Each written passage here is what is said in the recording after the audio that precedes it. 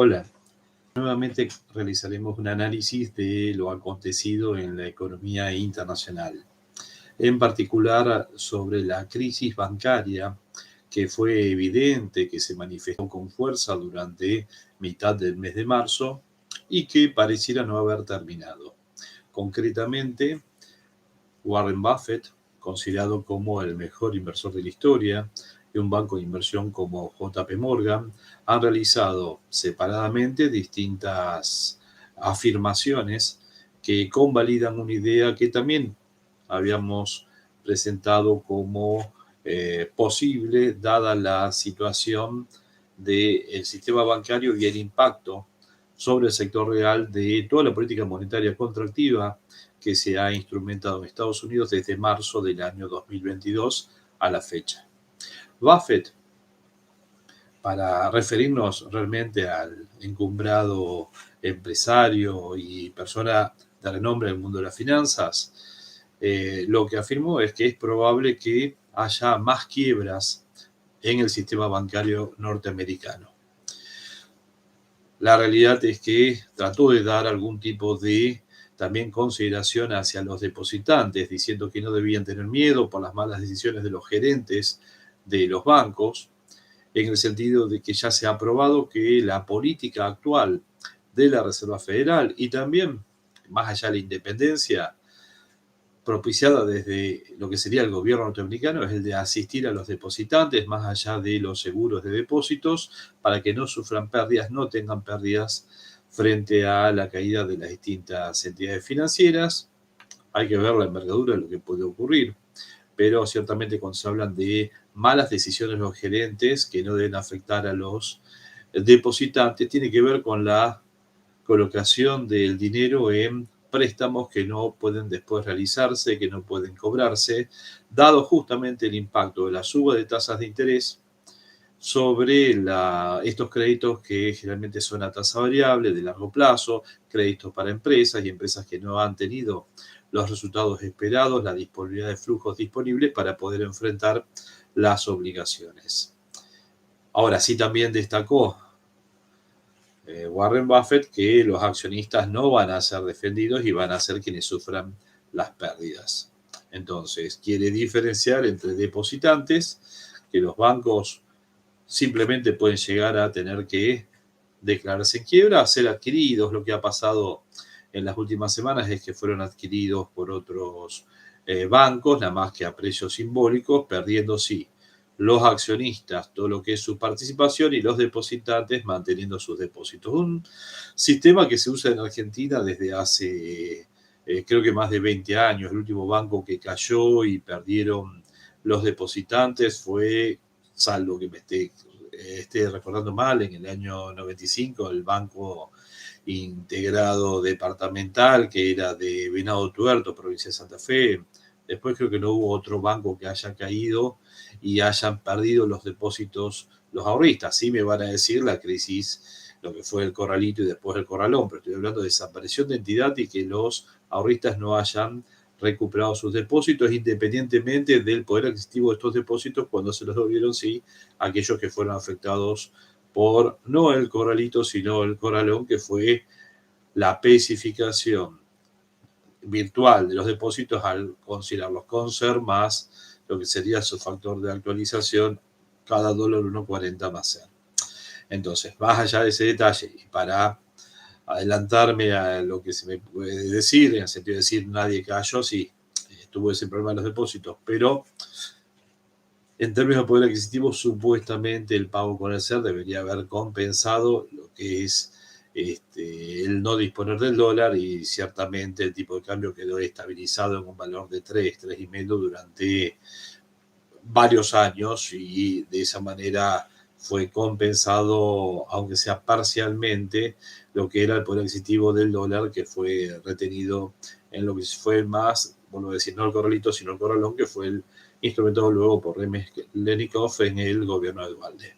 Para volver al video y a esto de lo cual estaba hablando, JP Morgan, en un informe, y por dichos también de su vicepresidente, hablaron de un abril que será determinante. Justamente JP Morgan, que ha perdido una suma sideral, una suma importante de depósitos desde enero a esta parte, y así lo han sufrido otros bancos, dado que los depositantes han, por un lado, retirado depósitos, puede ser por el riesgo sistémico, pero también por los costos de oportunidad, las oportunidades de invertir a tasas superiores a las que ofrecen los bancos en el mercado de desintermediación financiera. También se ha ido a la compra de acciones, han tenido alternativas de inversión mucho mejores, incluso hasta el de las criptomonedas.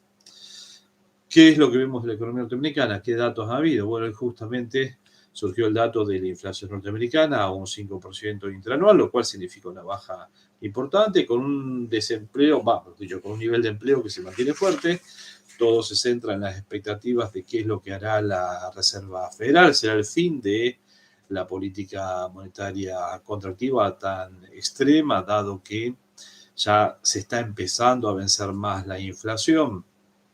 Pasaremos a una estabilidad de tasas, incluso a futuro a una baja.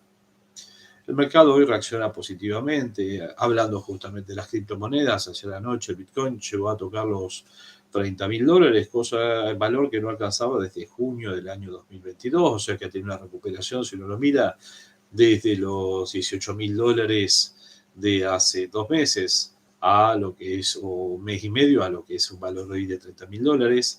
El riesgo, por supuesto, es sistémico. El gran problema ahí radica en los exchanges que han desaparecido y las posibles regulaciones que pueden surgir, que pueden estar afectando este valor. Ahí es donde lo afecta en términos de fundamentos, más allá del análisis técnico. Pero más allá de eso, ha existido una disponibilidad, un flujo de capitales importante que entró particularmente para hacer esas subas. Uno ve los gráficos de operatoria de Bitcoin, en lo que son volúmenes, hubo un volumen muy importante que ingresó y que hizo que ese valor suba hasta lo quiebre los $30.000, se vaya a 30.300, 400, en este momento está cotizando más cerca de los 29.500, o sea que hay una toma de ganancias o incluso técnicamente uno podría decir llegó a una situación de sobrecompra y se está montando otra vez a una posición de sobreventa, disculpen, y va hacia una posición de compra nuevamente. Ahora, si caen los bancos, si vamos al sector real, porque uno dice, bueno, la parte financiera la entendemos, podemos comprar, vender. Quien especula, que toma posiciones en expectativas de obtener una ganancia, la realidad está acostumbrado a obtener ganancias, a asumir pérdidas, y es el día a día en el funcionamiento de los mercados. Pero ¿qué pasa en el sector real? Que tiene otra velocidad y donde las posibilidades de respuesta son mucho más lentas, sobre todo de una parte de la población que tiene un desconocimiento total de los movimientos financieros. Viven tranquilos, se habían endeudado, les subió la tasa de interés, sigue ganando lo mismo que antes, solo que ahora el valor de la cuota, que era $800, se le fue a 4.000 y sigue ganando 5.000, lo cual es un excelente ingreso, incluso en la economía norteamericana, pero ya no le permite el poder continuar con su vida. ¿Qué va a pasar con las personas que al mismo tiempo vean otra vez algún banco caer? Estamos hablando de que hay retiros de depósitos en el sistema financiero norteamericano, del sistema bancario, que se miden en valores iguales al PBI para una sola entidad. El caso de JP Morgan, al PBI de Argentina, estoy diciendo. ¿Qué pasa si hay otros bancos grandes como el First Republic? Se van atrás, el Silicon Valley Bank, y esto otra vez implica una situación de generalización de retiros de depósitos. ¿Habrá un pánico? Hay atractivo por otras alternativas de inversión, que ustedes estaban nombrando, ganancias fáciles, rápidas, en mercados que también pueden ser desconocidos para gran parte de la población, pero que son atractivos e implican una descentralización desde el punto de vista financiero y escaparme del propio sistema financiero tradicional, sin quizás comprender que estoy asumiendo entonces una decisión que por detrás puede tener riesgo, ya no sistémico de la propia entidad, sino de la propia entidad en la cual estoy depositando.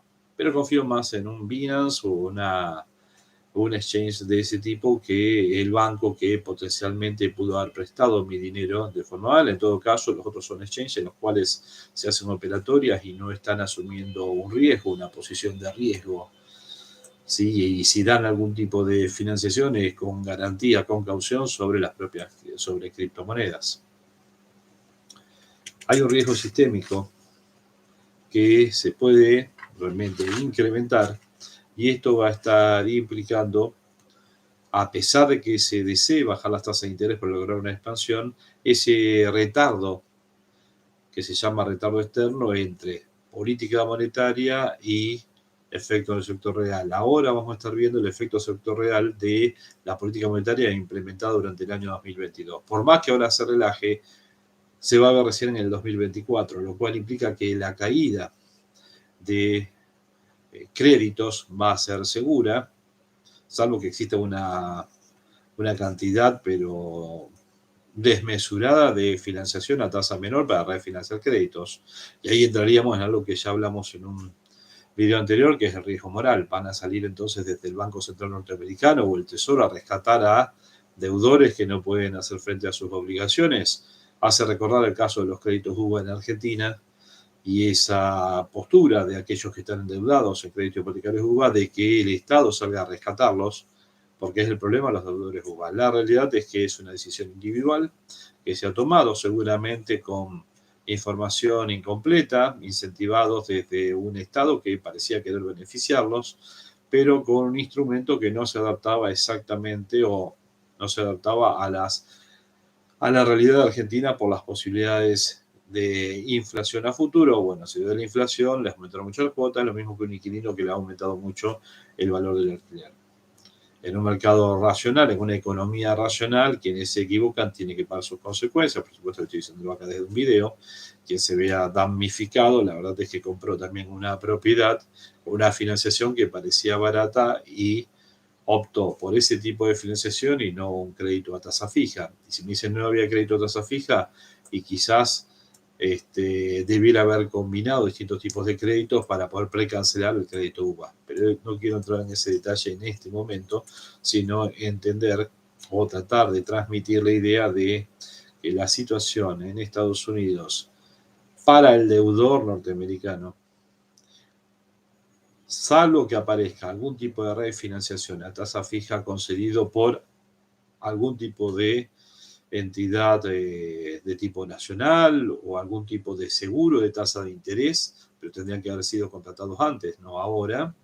La realidad es que para muchos la situación ya es directamente de tratar de precancelar la deuda, la venta del activo para cancelar la deuda, o incluso dejar de pagarla y perder el activo, muy parecido a lo que fue la crisis del año 2008, solo que esta vez la entidad financiera no tendría la pérdida plena en términos de no poder devolver dinero a los depositantes, por el simple hecho de que el dinero de los depositantes sería justamente lo que estaría tratando de asegurar la Reserva Federal o el Tesoro norteamericano, son dos cosas diferentes, y por otro lado, si los accionistas de la entidad financiera tendrían la pérdida.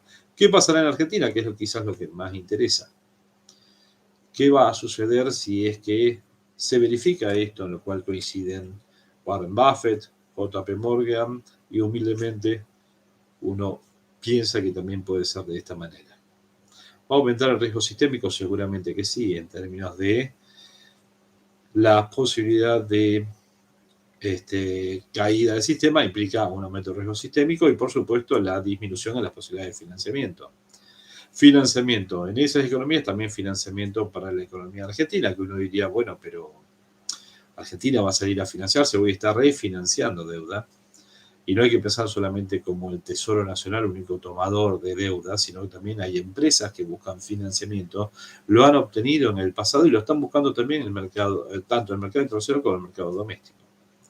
Alguien del sector agro que está buscando financiamiento dada la sequía y se encuentra con una entidad que le va a estar dando algún tipo de asistencia, pero dólar líquido o ajustado a inflación. Hay un aumento del costo de oportunidad del posicionamiento del dinero por el simple aumento de las tasas. Al mismo tiempo aumenta un riesgo de aumento, y ahí es donde quiero llegar, por una disminución del ingreso esperado, combinado con disminución de los ingresos fiscales vinculados a la caída de las exportaciones y menos divisas. Si hago todo este combo y además le pongo dudas preelectorales y postelectorales, Uno podría decir, sin gran riesgo a pensar que se puede equivocar, que los depósitos en dólares van a ir mermando, acercándonos a lo que es el momento electoral, y que la presión a la suba del tipo de cambio oficial se va a ir incrementando, así como también la emisión por la necesidad de financiar un déficit fiscal que no se resuelve, que todos los días seguimos viendo noticias que hablan de mayores gastos. Ayer el aumento del 35% de las tarjetas alimentarias, que uno lo comprende por necesidades sociales, pero no hay cómo poder pagarlo. Así como hoy una ampliación de 800.000 millones de pesos de la línea de financiamiento subsidiada que da el Banco Nación en este contexto a una tasa del 40% nominal anual. Entonces, mejor dicho, la política no entra en caja, el contexto internacional es recesivo, el propio FMI bajó expectativas de crecimiento para Argentina, pero durante esta tarde Moody's, la agencia de calificación, publica que para Argentina ya no se está generando una expectativa de, aunque sea estancamiento, sino una recesión del 1,5% con recuperación para el año que viene. Todavía el FMI mantiene una expectativa del 0,1% de crecimiento, pero la inflación la ha subido del 60 al 88%. Entonces, presión a la suba del tipo de cambio, mayor inflación y mayor recesión. Un contexto internacional que se complique desde lo financiero solo acentuará los efectos negativos sobre nuestra economía. Si vemos el lado positivo, esto nos obligará a entrar más antes que después en un acuerdo de facilidades extendidas con el FMI, lo cual va a estar implicando acercarnos a un cambio de expectativas y una posibilidad de recuperación hacia el año 2024-2025. En términos de activos financieros, las oportunidades son las que sobran en el mercado argentino. Los cambios en términos nominales diarios compensan largamente las tasas usuales que se pueden estar obteniendo en cualquier mercado, y mientras que la inflación supere al tipo de cambio nominal en su evolución, parece paradójico, pero el posicionamiento en pesos ajustado por inflación o en activos de renta variable que tienen cambios como el de Galicia hoy de más de un 4%, pueden estar compensando largamente lo que es el movimiento en un periodo largo de tiempo del tipo de cambio.